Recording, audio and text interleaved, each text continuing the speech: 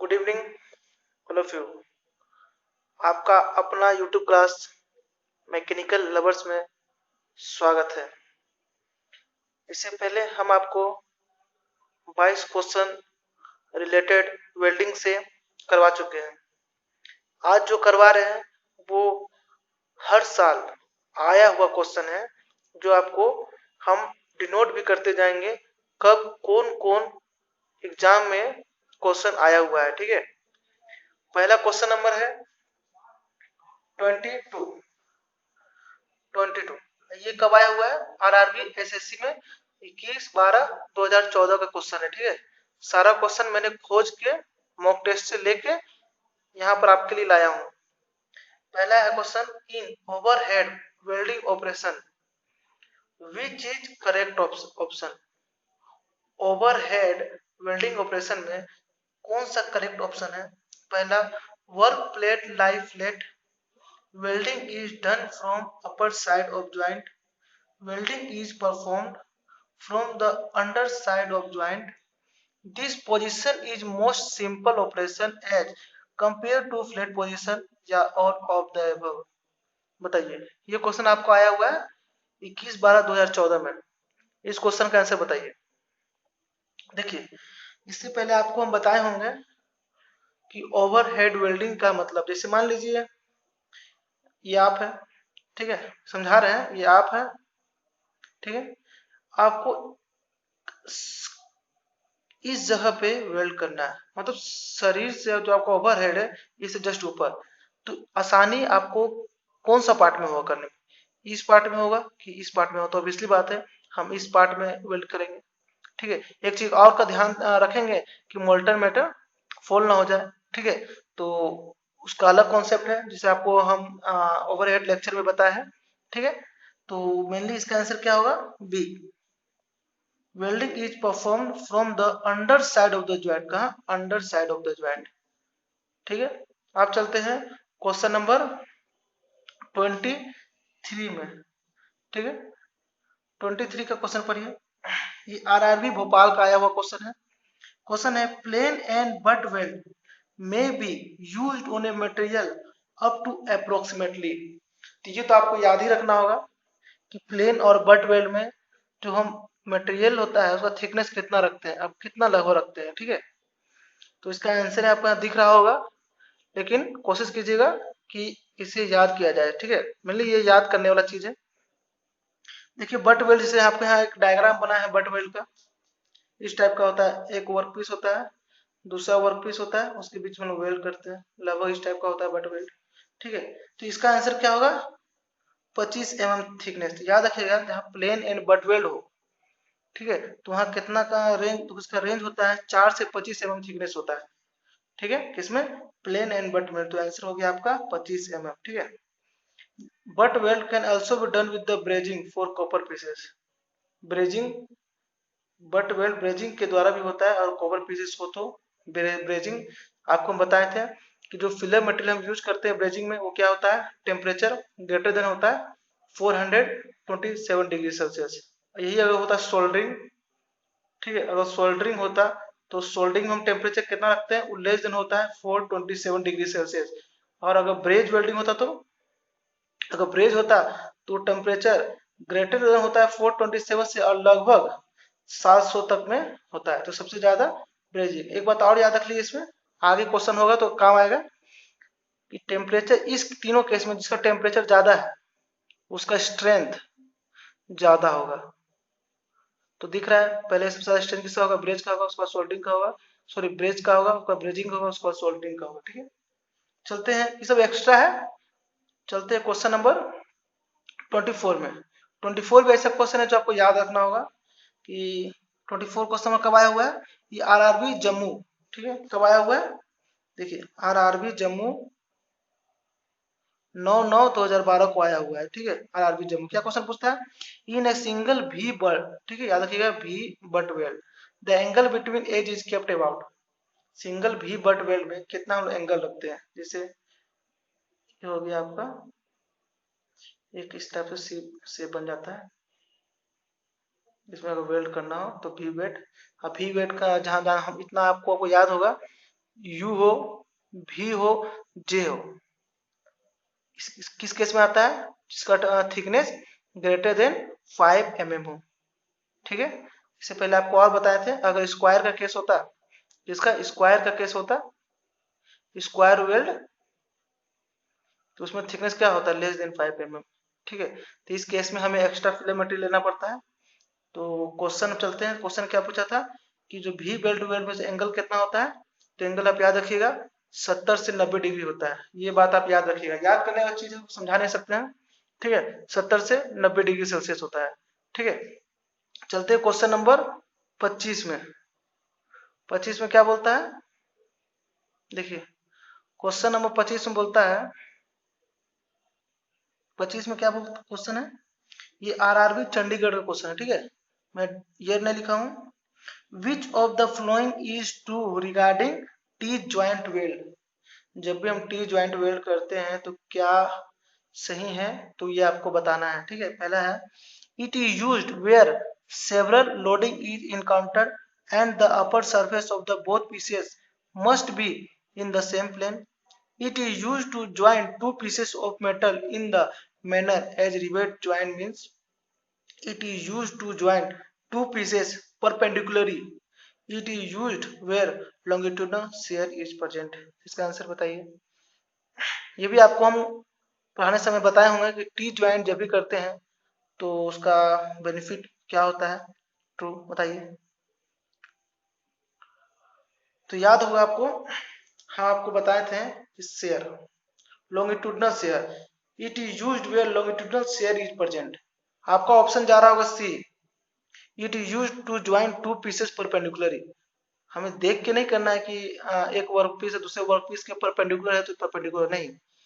कहाँ यूज करते हैं? Where longitudinal shear is present. जहाँ लॉन्गिट्यूडनल शेयर प्रेजेंट होगा वहां पर हम क्या यूज करते हैं? टी ज्वाइंट यूज करते हैं।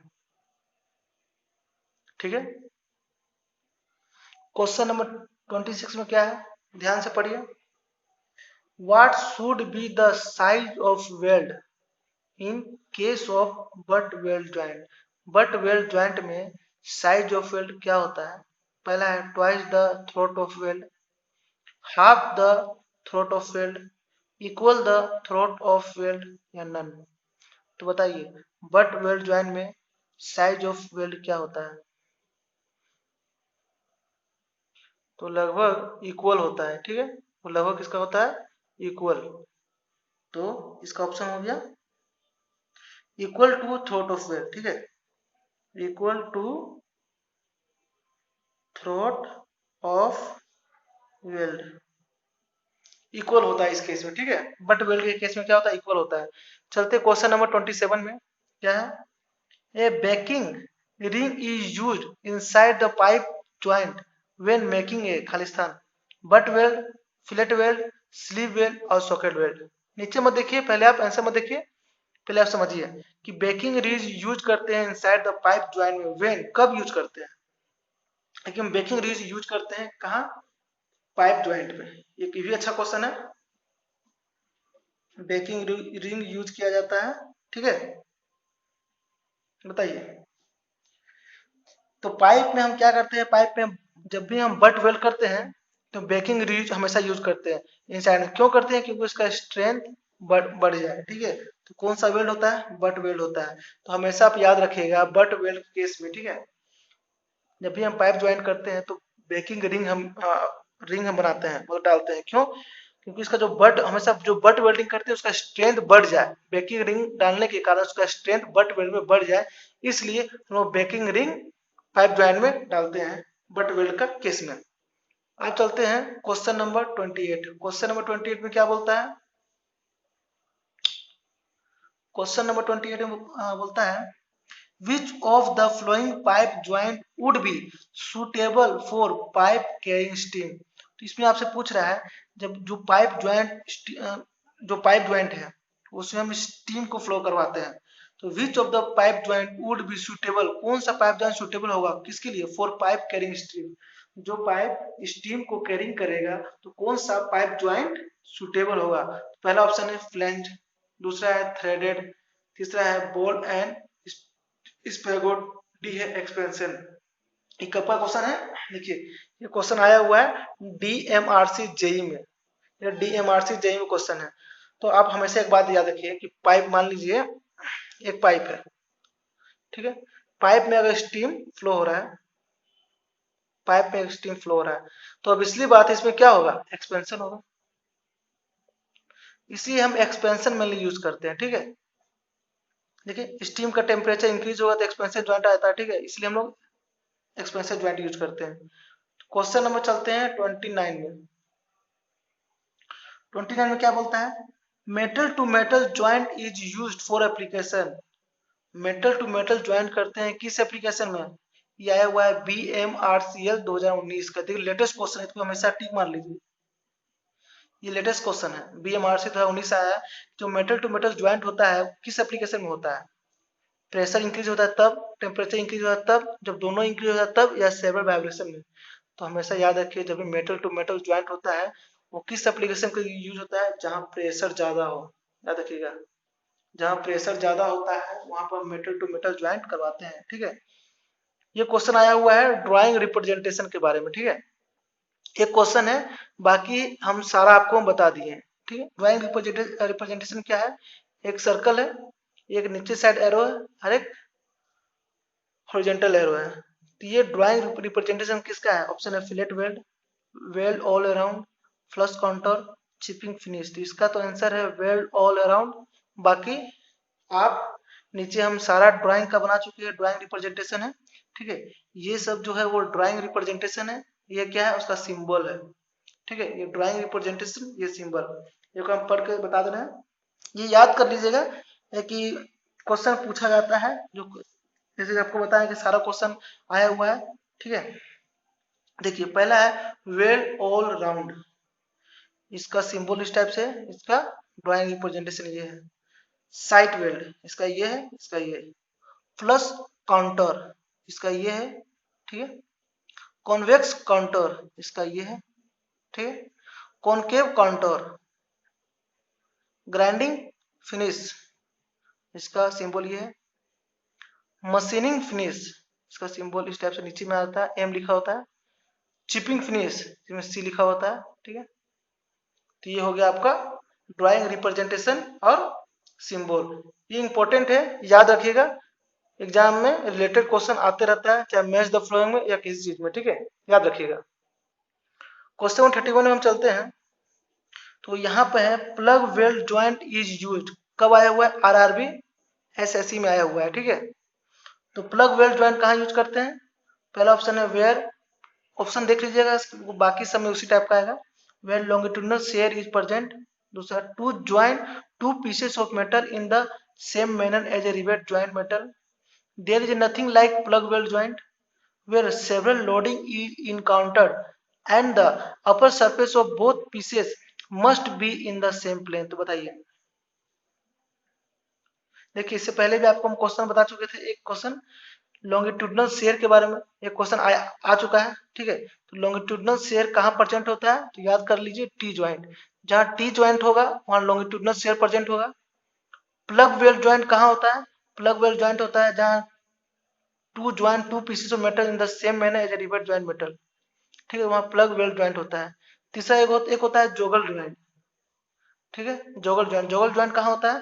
Where several loading is encountered and the upper surface of both pieces must be in the same plane, ठीक है। जहां पर सेवरल लोडिंग हो रहा है, इनकाउंटर हो रहा है, और उसका अपर सरफेस ऑफ बोथ पीसेस क्या हो? सेम प्लेन में हो, वहां कौन सा हम ज्वाइंट यूज करेंगे? जोगल ज्वाइंट, ठीक है। जहां रिवेट ज्वाइंट जैसा ही ऑप्शन आएगा वहां प्लग वेल, और जहां लॉन्गिट्यूडनल शेयर प्रेजेंट होगा वहां हम टी ज्वाइंट यूज करते हैं। तो ये तीन चार टाइप के ज्वाइंट है जो आपको याद रखना है। तो इस क्वेश्चन को हम इम्पोर्टेंट बोलते हैं, इसमें 3 से 4 क्वेश्चन आपको मिल रहे हैं, ठीक है। अब हम बात करते हैं क्वेश्चन नंबर 32 में, जो ये भी आया हुआ है DMRC जेई में आया हुआ है, ठीक है। The joint configuration best suited for adhesive bonding, आप पढ़े होंगे एडहेसिव और कोहेसिव फोर्सेस, ठीक है। दो लिक्विड या कोई भी दो सब्सटेंस के बीच में एडहेसिव फोर्स भी लग सकता है, कोहेसिव फोर्स भी लगता है, वो डिपेंड करता है उसका मटेरियल पे, ठीक है। एक होता है इसमें एडहेसिव फोर्स हो जाता है आपस में जिसमें एडिसिव फोर्स है तो आपस में दोनों बॉन्डिंग अच्छा होता है, जिसमें कोहेसिव फोर्स होता है अदर से बॉन्डिंग अच्छा होता है सिमिलर मेटल से। ठीक है, तो क्वेश्चन 32 में पूछता है the joint configuration best suited for adhesive joint but fillet lap और स्पॉट। तो याद रखिएगा लैप ज्वाइंट होता है, तो एडिसिव बॉन्डिंग के लिए सबसे अच्छा कौन सा होता है, लैप ज्वाइंट होता है। ठीक है, ये आरआरबी कोलकाता का आया हुआ क्वेश्चन है। ठीक है, तो क्वेश्चन में बात करते हैं 33। 33 क्या मैच द फ्लोइंग है, जो ये भी एक से ज्यादा इंपॉर्टेंट है।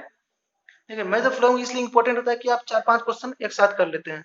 ठीक है, तो इसे आप ध्यान से देखिएगा। पहला ऑप्शन है welding of aluminium alloy, aluminium alloy से अगर वेल्डिंग करना है तो दूसरा बोलता है शिप बिल्डिंग, तीसरा है joining of high speed steel drill, deep penetration precious weld. इधर ऑप्शन है submerge arc welding, electron beam welding, friction welding, gas welding, TIG welding. तो आपको हम बताए होंगे तो आपको अगर याद होगा कि टिग वेल्डिंग किसके लिए होता है, अल्युमिनियम में। मिग वेल्डिंग जल्दी हम एमजी में यूज करते हैं तो आपको याद ही होगा। ठीक है, समझ आर्क वेल्डिंग का केस आपको याद होगा। समझ आर्क वेल्डिंग में क्या होता था कि CaF2 का फ्लक्स यूज करते थे। ठीक है, उसमें क्या होता था जो आर्क है वो डूब जाता था। इलेक्ट्रॉन बीम वेल्डिंग और फ्रिक्शन वेल्डिंग किससे कारण होता था, फ्रिक्शन वेल्डिंग जैसे हमारी आपको हम बताए थे कि दो पाइप था, एक पाइप मोटर से इसको रोटेट कर रहा था, ये इधर रोटेट हो रहा था और इसमें क्या हो रहा था, फीड भी अप्लाई हो रहा था। ठीक है, और जब इसमें आके जब घर्षण कर रहा था फ्रिक्शन, तो फ्रिक्शन के कारण इन दोनों में क्या ज्वाइंट अकर हुआ था। ये सारा प्रोसेस हम आपको बता चुके हैं। गैस वेल्डिंग है, तो गैस वेल्डिंग का और अच्छा ऑप्शन है कि गैस वेल्डिंग में आप बहुत सारा था, ऑक्सी एसिटिलीन था, एटॉमिक हाइड्रोजन है, ऑक्सी हाइड्रोजन, बहुत सारा गैस वेल्डिंग है। ठीक है, अब बताइए कौन किसके लिए यूज हो रहा है। तो टी का ऑप्शन है सीधा, टी किसके लिए होता है, welding of aluminium alloy, T. ठीक है, तो ऑप्शन देख लीजिए 5 का पहला, तो सीधे आपको यही मिल जाएगा। ठीक है, एक ही ऑप्शन इस टाइप दिख रहा है जो 5 का पहला है। ठीक है, लेकिन आप याद रखिएगा। और शिप बिल्डिंग किसके लिए यूज होता है, शिप बिल्डिंग होता है सबमर्ज आर्क वेल्डिंग। ठीक है, शिप बिल्डिंग मतलब क्या है कि उसमें ज्यादा अमाउंट में हमको वेल्ड करना है, सबमर्ज आर्क वेल्डिंग ही यूज किया जाता है, एकदम हाई अमाउंट में वेल्डिंग करने के जो लंबा चौड़ा शीट मेटल हो उसके लिए। ठीक है,